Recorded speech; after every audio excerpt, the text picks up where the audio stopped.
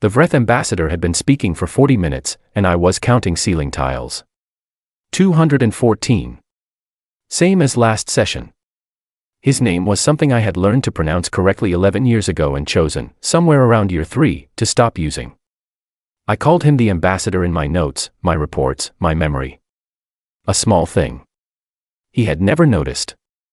That was the point. He was explaining, with the particular patience of someone who expects no resistance, why Earth needed to be reclassified as a provisional protectorate under hegemony administrative oversight. He used words like cooperative governance and protective stewardship and resource optimization for mutual benefit. He had a gift for language. Every ugly thing he said came out sounding like an invitation. I had a water glass in front of me. Earth glass, Real glass, not the composite material the Concordat stations used for everything else. Someone in logistics always arranged it. His name was Daryl. Daryl had been putting real glass on the human delegation table for 16 years without anyone asking him to do it and without ever mentioning it to anyone. I thought about Daryl a lot during sessions like this. I reached over and straightened the glass. It did not need straightening. I straightened it anyway. The Vreth ambassador finished his case. The room murmured. 214 delegations, 112 of which would vote however the hegemony suggested, because the hegemony controlled 3 of the major shipping lanes and nobody wanted to be inconvenient. I had the floor next. I stood up. I have been a diplomat for 41 years. I know every register of my own voice the way a musician knows a chord. I used the careful one. The measured one. The one that sounds like an open hand. I thanked the assembly for their time. I acknowledged the ambassador's thorough presentation. I outlined, in precise and reasonable terms, why the reclassification of a sovereign human world as a protectorate of any external body was a violation of 6 specific Concordat founding articles, which I named by number, which I had memorized before I was 30. I was so reasonable the room almost fell asleep. That was the intention. I sat down. The motion was tabled for formal vote in 60 days. 60 days. I picked up Daryl's glass and drank. 14. That was the number I always came back to. 14 human colony ships boarded by Vreth Customs Enforcement over 30 years, without warrant, without cause, without consequence. 14 times the Concordat had reviewed the matter. 14 times the review had concluded with a recommendation for increased dialogue. 3 human scientists had been expelled from the Concordat Research Bureau for what the Bureau's internal report called cognitive aggression. They had submitted peer-reviewed papers disagreeing with the Vreth hypothesis on dark matter distribution. The papers were correct. The scientists were gone. There was a girl named Petra. She had been born on Station Meridian 7 during a period when the Vreth had expanded their jurisdictional claim to include that sector. Under hegemony law, any person born inside their jurisdiction who was not registered as hegemony affiliated was classified as a legal non-person. Petra had been 4 years old. The Concordat Legal Review Committee had spent 2 years determining whether a 4-year-old girl was a person. She was, they eventually decided. Narrowly. Petra liked beetles. I do not know why I remember that. Her mother had told me during one of the hearings, the way people tell you small things when they are trying to stay calm. She collects them, not real ones, pictures, she draws them on everything. She had drawings of beetles on the folders her mother brought to the hearing. I noticed them. I did not say anything about them. I was being reasonable. I set the glass down. Across the chamber, the ambassador was speaking quietly with 2 of his aides. He did not look at the human table. He never looked at the human table after a session. There was nothing at the human table that required his attention. I gathered my papers. My aide, a young man named Cole who had been with me for 3 years and had learned very quickly not to ask me how I was feeling after sessions like this, fell into step beside me as I left the chamber. Same result, he said. Same result, I said. 60 days, he said. 60 days, I said. We walked to the elevator. I pressed the button for the residential level. The doors closed. The station hummed around us, turning against the dark, going about its business. I had 41 years of sessions like this one in my memory, stacked up in neat rows, and I knew, the way you know a thing you have been choosing not to examine, that I was getting close to the edge of a number. I did not know what the number was yet. I thought about Daryl and his glass. I thought about reasonable men and what they were actually doing when they chose to be reasonable for 41 years. I thought about the ceiling tiles. 214. Always 214. The first transmission from Hestia, 9 came in at 0340 station time, and I was already awake. I was always already awake. Hestia, 9 was an agricultural colony. 40,000 people, give or take, spread across 3 primary settlement zones.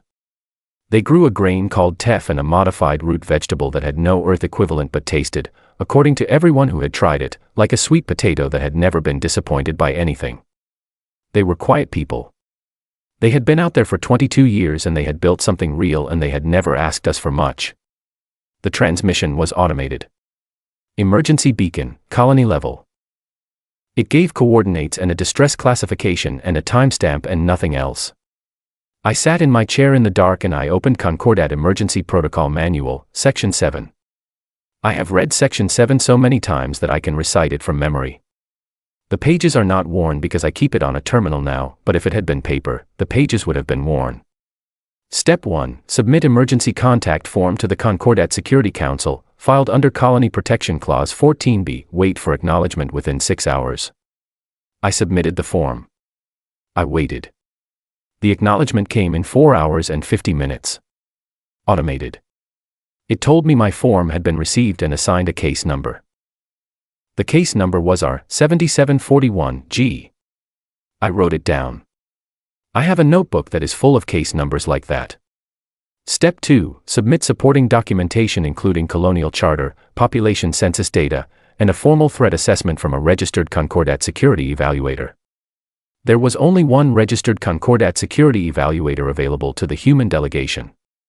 His name was Owen, and he had been trying to retire for 2 years, and he answered my call on the second ring because Owen always answered on the second ring and that was one of the things I liked about him. Hestia, 9, I said. I saw it, he said. I'm already writing it. He sent me the assessment in 90 minutes. It was thorough and precise and used exactly the language the Concordat protocol required, and it meant nothing at all, and we both knew that, and neither of us said it. I submitted the documentation. Step 3. Request emergency session of the Security Council. The Security Council met on Tuesdays and Thursdays.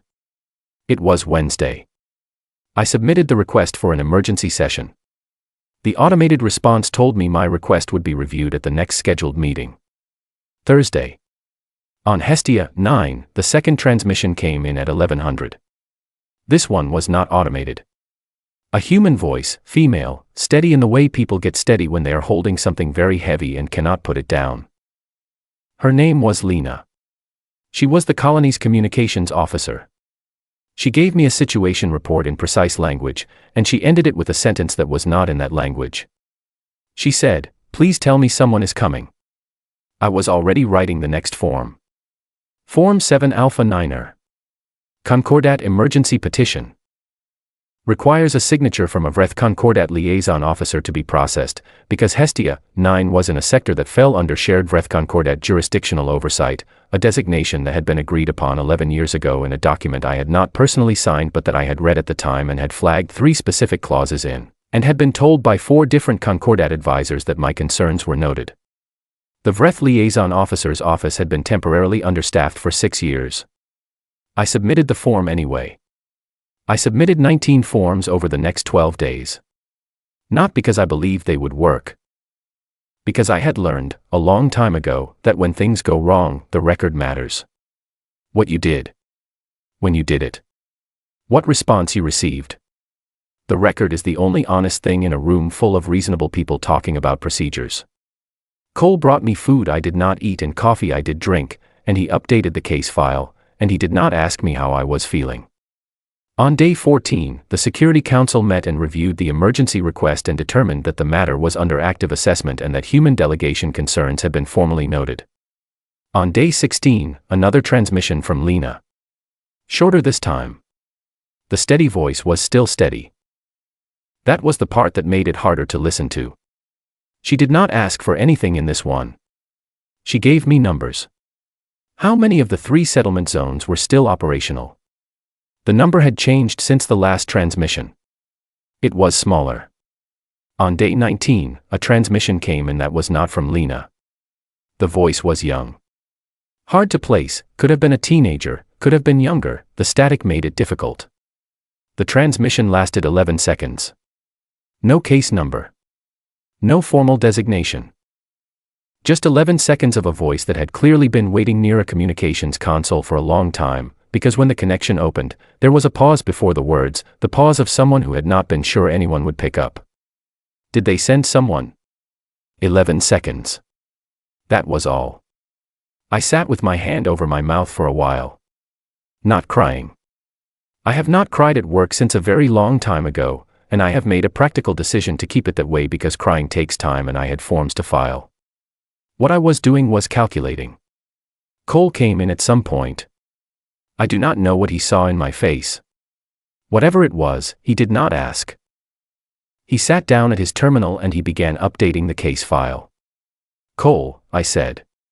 Yes, he said. Open a new folder. Do not assign it a color. Call it after. He did not ask what after meant. Cole was a very good aide. I sat back in my chair. The Concordat vote on Earth's reclassification was in 4 days. I had been preparing my delegation statement for weeks, careful language, measured argument, the kind of thing that gets noted in the record and changes nothing. I was still going to give that statement.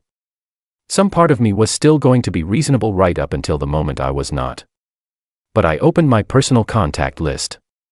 The one that was not on the Concordat system. The one I had been building for 20 years, one name at a time, people I had gone to school with, served with, argued with over bad coffee in bad station cafeterias at 2 in the morning. People who had gotten tired of being reasonable a long time ago. People who had, in the years since, been doing other things. I had 41 names. I started at the top. Owen picked up on the second ring. Is it time? He said. I thought about Lena's voice and the 11-second transmission and the girl who drew beetles on everything. Not yet, I said. But I need you to be ready. I have been ready, he said. I believed him. I called the next name on the list. It was a long night. Long in the good way, the way a night is long when you are finally doing the thing you have been putting off, and you can feel the weight of it lifting even though nothing has happened yet, even though you are still just making phone calls in a dark room with cold coffee and a case file full of unanswered forms. I called all 41 names. Every one of them picked up. Every one of them said some version of the same thing, I knew you would call. I did not thank them. I told them to wait. I told them I had one more thing to do first. One more thing. I picked up Daryl's glass from the corner of my desk where I had brought it back from the chamber. I held it for a moment. Real glass. Heavy. Something that had traveled a very long distance to be here and had not broken. I set it down carefully. 4 days. The vote was 187 to 12. 15 abstentions. I had expected 16. Someone had changed their mind at the last moment, and I spent approximately 2 seconds wondering who before I let it go. It did not matter. Earth was reclassified as a provisional protectorate under Vreth hegemony administrative oversight, effective immediately upon ratification, subject to a 30-day formal review period during which no challenges would be entertained because the review period was, functionally, a formality. Min, my interpreter, was knitting in the booth. She had been knitting since the session started and she was nearly finished with what she called a situation hat, a wide-brimmed thing in gray wool that she made specifically during difficult sessions because, she had explained to me once, it gave her hands something to do so her face could stay neutral. She had made 11 of them in the years I had known her. I watched her finish the last row. The chair of the Concordat Assembly, Coordinator Ash, a Duan, an older woman who had always been quietly fair and quietly ignored, turned to the human delegation table. Ambassador Voss, she said. The human delegation has the floor for formal response. I stood up. I had written my statement 3 weeks ago. Revised it twice. It was good work, careful, measured, built on 6 specific legal arguments that were all correct and all meaningless in this room where correctness had never been the deciding factor. I gave it 3 minutes and 40 seconds. Every word in its place. I thanked the assembly. I expressed the human delegation's ongoing commitment to cooperative galactic governance. I formally registered our objection to the motion. I was so thoroughly, completely, professionally reasonable that I could feel the room relax. They thought I was done. I was not done. I looked at Min. She looked back at me over her knitting. She knew. She had been with me long enough to know. I switched to English. Not Concordat Standard. Not Universal Trade Dialect. Not any of the 6 languages I was formally certified to use on the floor of this assembly. English. My language. The one I had grown up with. The one I thought in when I was not performing anything for anyone. The room changed immediately. Not in any visible way. No one stood up, no one called a point of order. But I felt the change the way you feel a pressure shift before weather. 214 delegations who had just been comfortable became, in the space of 3 seconds, uncertain. Uncertainty is useful. I spoke for 11 minutes. I am not going to reproduce all of it here, because some of it was for the record and some of it was for me, and the line between those two things got blurry somewhere around minute 4. But I will tell you the shape of it. I named the colony ships. All 14 of them. I gave the date of each boarding, the Concordat case number assigned to each complaint, and the outcome of each review. 14 case numbers. 14 times the word noted. I said Petra's name. I said that a 4-year-old girl should not have to wait 2 years to be legally confirmed as a person, and that no review committee and no jurisdictional clause and no quantity of careful diplomatic language had ever made that sentence less true, and that I had known it was true for 2 years while I submitted the forms. I talked about Hestia, 9. I did not describe it dramatically. I read the numbers. The 3 settlement zones. The transmissions. Lena's voice. I read them the way I had written them in the case file: date, time, content, response received. The response column, across 19 entries, said the same thing in different arrangements of the same words. I did not explain what that meant. I did not explain any of it. The room was very quiet. 214 delegations who had spent 41 years knowing that human diplomats were the most reasonable people in the galaxy were sitting with the realization that reasonable had never meant what they thought it meant. They had thought it meant limited. It did not mean limited. It meant patient. And then I got to the last thing. I had 1 sentence left. 1. I had written it down 2 days ago, in my notebook, in the same notebook where I kept the case numbers, and I had looked at it several times and I had not changed a single word of it. I said it. I said, enough. 1 word. In English. Alone. Standing in the silence of a chamber where no translation was running. Not a declaration. Not a threat. A door closing. I sat down. Min put her knitting away. The coordinator looked at me for a long moment. Then she looked at her panel. Then she called a 30-minute recess. I used the recess to send 1 message. It went to 41 contacts simultaneously. It contained 2 words, their names, and now. What happened next took place over 48 hours, and I watched most of it from a chair in my office with cold coffee and Daryl's glass on the corner of the desk. Every human working in a Concordat-facing role, diplomatic, scientific, commercial, medical, technical, infrastructural, filed a leave of absence simultaneously. Not a resignation. A leave of absence. Leave of absence is a legal designation under Concordat Labor Code that requires no explanation, no prior approval, and no fixed end date. I had checked. I had checked 11 years ago, actually, the first time the thought had occurred to me that someday I might need to know the difference. The leave requests hit the Concordat administrative system at 1,400 hours station time, 41 minutes after my speech. The number was larger than anyone had expected.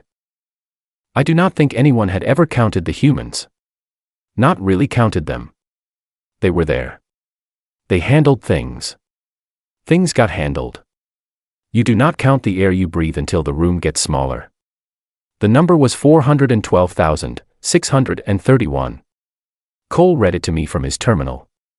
He had to read it twice because I asked him to. 412,631.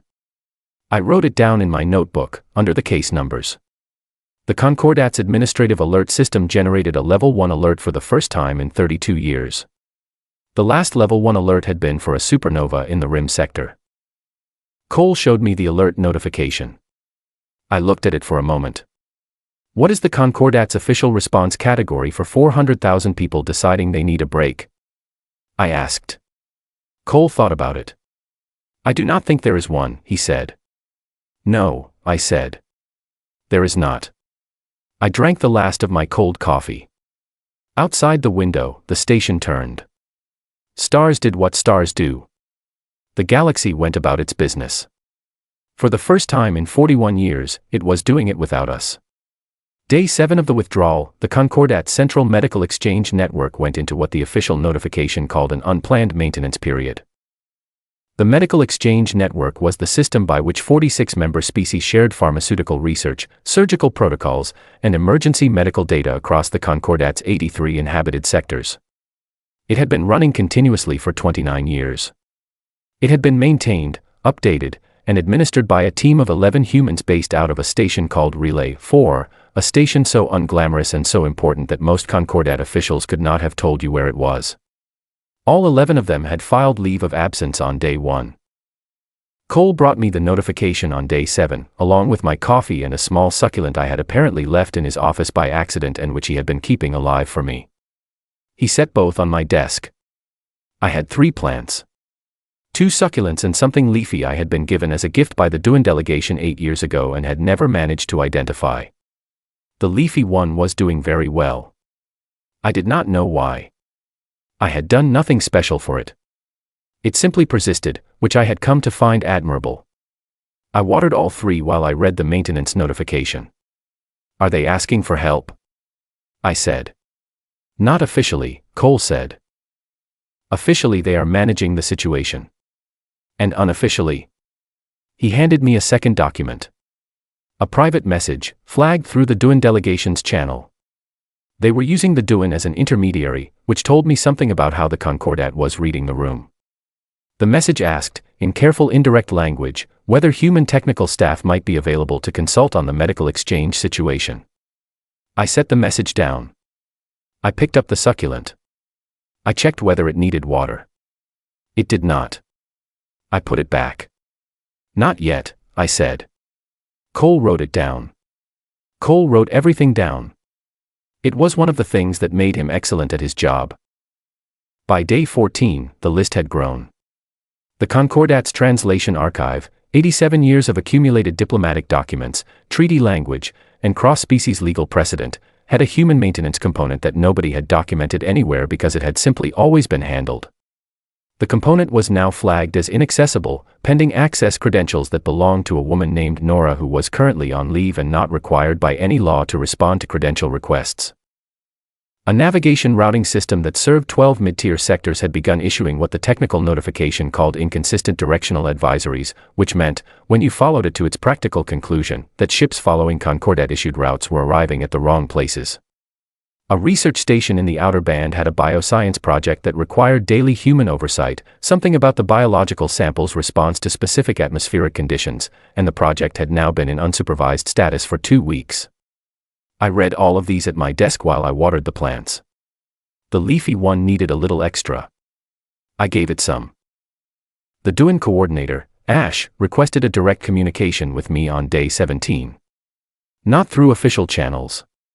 She reached out through Min, who had apparently maintained a private friendship with the coordinator for longer than I had known either of them, and who passed on Ash's request with a note that said simply, "She is trying."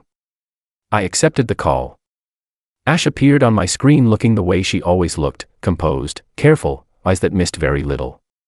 She had been at the Concordat for longer than I had. We had disagreed on a great many things over the years and had managed to remain, in some quiet and unspoken way, something adjacent to colleagues. "Ambassador Voss," she said. "Thank you for taking the call." "Coordinator," I said. "What can I do for you?" She looked at me for a moment. "I want to ask you something directly." "Is that all right?" "Of course," I said. "Are you angry?" she said. I looked at my plants. The leafy one was leaning very slightly toward the window, as it always did, pursuing the light with the single-minded practicality of something that knows what it needs and goes toward it. No, I said.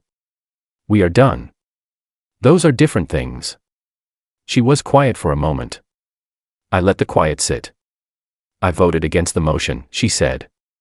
I want you to know that. I know, I said. I read the record. I should have done more. Yes, I said. You should have. She absorbed that. I respected that she did not try to argue around it or reframe it. She sat with it. What do you need, she said. Nothing right now, I said. But when we are ready to talk, I would like it if you were in the room. I will be there, she said. She was. I am getting ahead of myself. The Vreth sent a formal delegation on day 23. Not a military one. They had discussed it internally, Cole told me, based on intercepted Concordat communications, but someone had apparently talked them out of it. A military response to a leave of absence is a difficult thing to justify in front of 214 assembled species. They sent diplomats instead. 3 of them, led by a senior hegemony representative I had met twice before. He was not the ambassador had quietly stepped back from this particular situation, which I found interesting. This representative was named, in the Concordat system, as Envoy Drell. He had a reputation for being more practical than ideological. They requested a meeting. I made them wait 4 days. This was not cruelty. I had actual work to do and I had told Cole to tell them I would respond when I had availability. Cole had passed this along. Cole said their response to that message had been a silence that lasted approximately 15 seconds before the acknowledgement came. I met with Envoy Drell in a conference room. No real glass on the table. Concordat compositeware all around. He had brought a document. A formal apology from the Vreth hegemony, drafted in Concordat standard, reviewed by 3 legal offices, printed on official stationery. I read it. The document expressed regret regarding the perception of insufficient responsiveness to human colonial concerns during recent administrative periods. It apologized for any distress caused by the jurisdictional processing delays associated with Concordat Case R-7741G and related matters. It used the phrase resource optimization to describe what had happened to Hestia 9 settlement zones. Resource optimization. I set the document down. I looked at Envoy Drell. He had the grace to look slightly uncomfortable. Not enough. But slightly. This document, I said, in a very calm voice, describes the boarding of 14 colony vessels as jurisdictional navigation incidents. He said nothing. It describes a 4-year-old child's 2-year legal non-person status as an administrative classification delay, I said. He said nothing. It describes Hestia 9 as a resource optimization event, I said. I picked up the document. I set it back down, carefully, in the center of the table. I looked at the plants I had brought with me, because I travel with my plants now, which is a choice I have made and will not be explaining to anyone. The leafy one was doing fine. I slid a folder across the table to Envoy Drell. It was thick. 216 pages. This, I said, is the document I would like to discuss. It was the renegotiation proposal. Every treaty, every agreement, every jurisdictional arrangement, every commercial understanding between human interests and Vreth-affiliated Concordat structures, reviewed and revised. Not punitive. Precise. Every imbalance corrected. Every clause that had quietly benefited hegemony interests at human cost, rewritten. Every arrangement where human labor, knowledge, and maintenance had been providing value that was not formally acknowledged or compensated, formalized.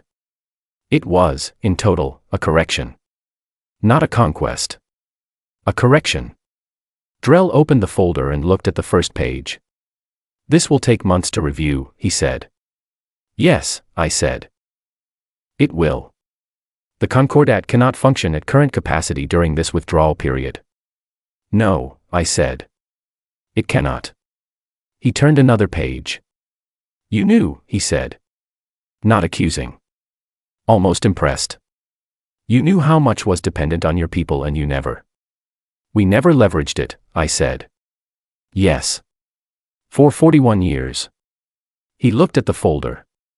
I looked at the leafy plant. I would like to begin, Drell said. I know you would, I said. I will let the coordinator know we are ready to talk. I stood up.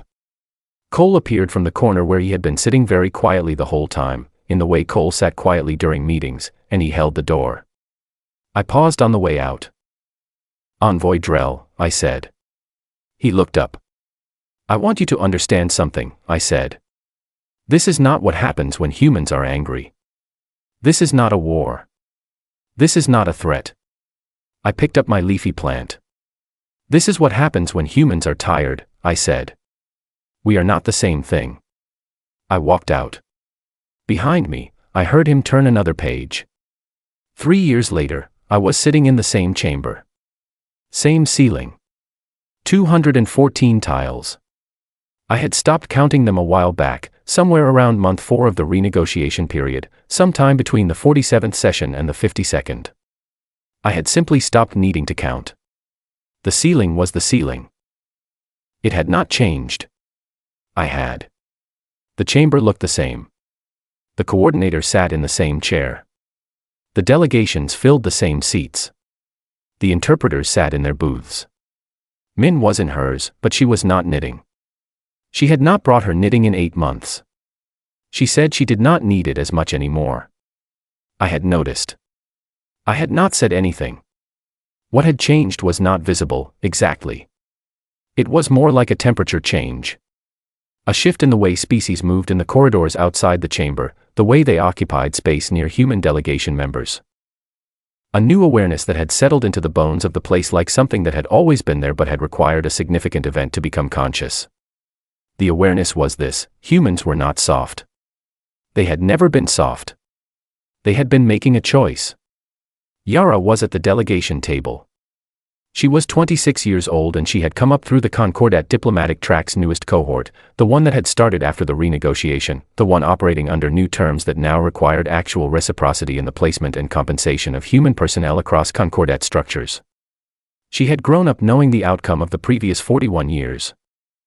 Not as history, as context. The way people who grow up after a war know about the war, not from being in it, but from living in what it made. She had never submitted a Form 7 Alpha 9er. She did not have a notebook full of case numbers. She had other things. I was watching her manage a dispute between the Shan and the Kelith, two small species with a deep disagreement about water rights on a shared moon. She was managing it the way a person manages a fire, not by drowning it, not by stepping back, but by getting in close enough to understand the shape of it and then redirecting it into something useful. She was warm. That was the thing about Yara. She had warmth that was not performance. She cared about the Shan and she cared about the Kelith, and she held both of those things at once without losing either of them, and in the room, you could feel it. The delegations on both sides gradually stopped defending and started talking. She did not check her notes once. Cole was sitting next to me.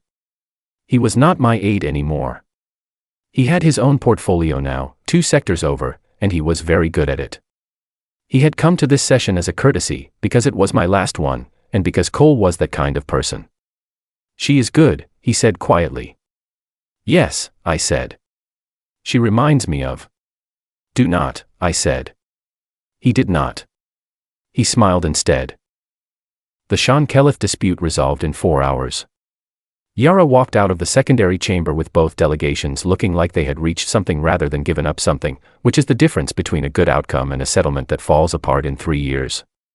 She saw me in the corridor. She nodded once, the way young diplomats nod at very senior ones when they are not sure of the protocol. The nod that is trying to convey respect without being obvious about it. I nodded back. She went off to her next thing. There was always a next thing. My last session began at 1,400 hours. The matter before the floor was the formal adoption of the revised trade equalization standards, a set of guidelines 3 years in development that governed the compensation and recognition of technical and administrative labor across all Concordat structures and required explicit disclosure of any dependency relationships between species systems. The document was 118 pages long. It bore, in the acknowledgments section, a list of 41 names. My name was not in that list. I had specifically asked that it not be. The 41 names were the people who had answered the phone in the dark, who had been ready before I asked, who had done the actual work of 3 years of renegotiation sessions and technical audits and formal reviews and very long conversations with Envoy Drell, who had turned out, once the initial discomfort had passed, to have a functional conscience and a genuine willingness to do the work. Owen's name was at the top. I had called him the night before to tell him. He had said, in the tone he always used for things that mattered to him, good. The vote on the trade equalization standards was 197 in favor. 11 opposed. 6 abstentions. 197. I cast the human delegation's formal approval vote. I pressed the confirmation. The panel registered the result. I closed the voting folder. I picked up Daryl's glass. Daryl had retired 2 months ago. He had put real glass on the human table at every session for 19 years, and on his last day he had sent me a note that said only, I figured someone should. I kept the glass. I drank. The coordinator called the session closed. People began to gather their things. The chamber began its familiar process of emptying. Delegations filtered out in their usual patterns, the interpreters shut down the translation systems, the support staff moved through with quiet efficiency. Cole was gathering my papers. He did not need to. I was perfectly capable of carrying my own papers. But he had been gathering my papers for 6 years and I was not going to stop him on the last day. I was looking at the Vreth section of the chamber. The ambassador, my ambassador, the one I had been unnaming in my memory for 11 years, had not been in the chamber today. He had stepped down from his position 8 months into the renegotiation, when it had become clear that the new terms were real and permanent and that his particular approach to cooperative governance was no longer a viable diplomatic strategy. His replacement was younger. More careful. Better at listening. In the second row of the Vreth delegation, there was a young man I had not seen at sessions before. He had the look of someone on their first rotation, attentive in the effortful way of people who are not yet sure what to pay attention to, still learning where the important moments are. He caught me looking. He looked away immediately. Then, after a moment, he looked back. I had been about to follow Cole out of the chamber. I did not follow Cole. The young man stood up from his seat and walked toward me across the emptying chamber with the deliberate, slightly tense body language of someone who has been deciding whether to do something for a while and has finally decided. He stopped at what I judged to be a carefully chosen distance. Respectful. Not close enough to seem aggressive. Not far enough to seem afraid. He spoke. Not in Concordat standard. In English. Not fluent English. Learned English. Careful English. The English of someone who has been practicing specific sentences. But the words were clear. Ambassador Voss, he said. I am Envoy Drell's associate. I am new. I know, I said. He looked at me for a moment. He had Drell's quality of genuine attention. I recognized it and appreciated it. I wanted to ask you something, he said. If that is acceptable. Go ahead, I said. He took a breath. The kind of breath people take before they say the thing they actually came to say. What is it you wanted, he said. From us. All those years. All the forms and the sessions and the reasonable. What was it that you wanted from us? The chamber was nearly empty. Min was putting her things in her bag. The coordinator was speaking with 2 aides near the dais.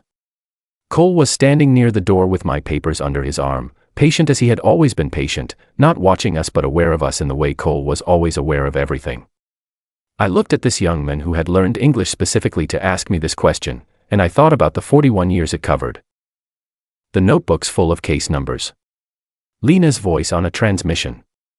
The girl with the beetle drawings on her folders. The 14 ships. The glass on the table. The 11-second message from a voice that might have been a child. I picked up Daryl's glass from the table. I held it for a moment. Real glass. Heavy. Something that had traveled a long way and had not broken. I thought about what I could say. I thought about the ways the answer could be packaged, diplomatically, historically, strategically. I could give him a thesis. I could give him a summary. I could give him the kind of measured, reasonable, carefully framed response that had been my professional instrument for 4 decades. I thought about all of that. I set the glass down. I did not answer him. I looked at him, and I let the question stand in the air between us, and I held his gaze for 3 seconds, which is longer than it sounds. Then I turned and walked to the door where Cole was waiting. What I needed him to carry back, into every meeting and every document and every conversation he would have for the rest of his career, was not something I could hand to him in a sentence. The answer was not a policy or a complaint or a historical accounting. The answer was the fact of his question itself.